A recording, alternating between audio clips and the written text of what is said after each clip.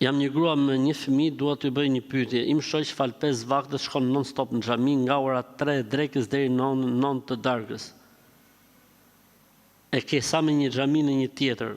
Mund vjen mirë që ai falet dhe shkon në xhami, por ai u bë kohë që nuk punon dhe ngelet tu më thonë që kur ta ketë shkruajt Allahu.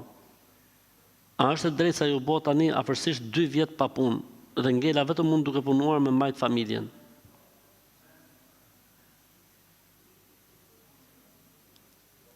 T'ishte Omeri i gjallë, këtë burrin ta të fuste në burg. E kjo është tamam thënia e poetit, pika që si u bie se nga gratë rrojnë, ja. Pika që si u bie se nga gratë rrojnë. Burrat në hije lozin ku vendojnë, pika që si u bie se nga gratë rrojnë, ja një shembull këtu. Ky tipi për mendimin tim duhet këshillu, duhet denoncu herë ke hoxhallarët. Kush kanë më u fal ky për shembull?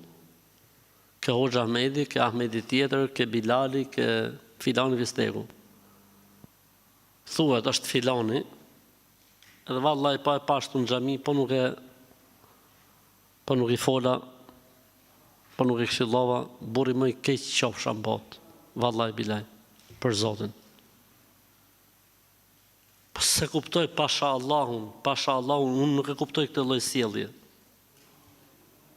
Këtë lloj edukate dhe këtë lloj sjellje që me çdo gjë mund të ketë lidhje përveç se me Islamin, me fenë e Zotit, unë nuk e kuptoj.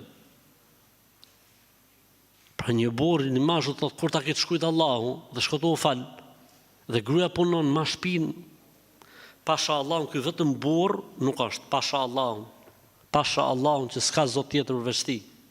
Ky vetëm burr nuk është. Mund të jetë mashkull në gjini. Po ky nuk është burr pasha Allahun, për Zotin e Madh. Vetëm burr nuk është ky.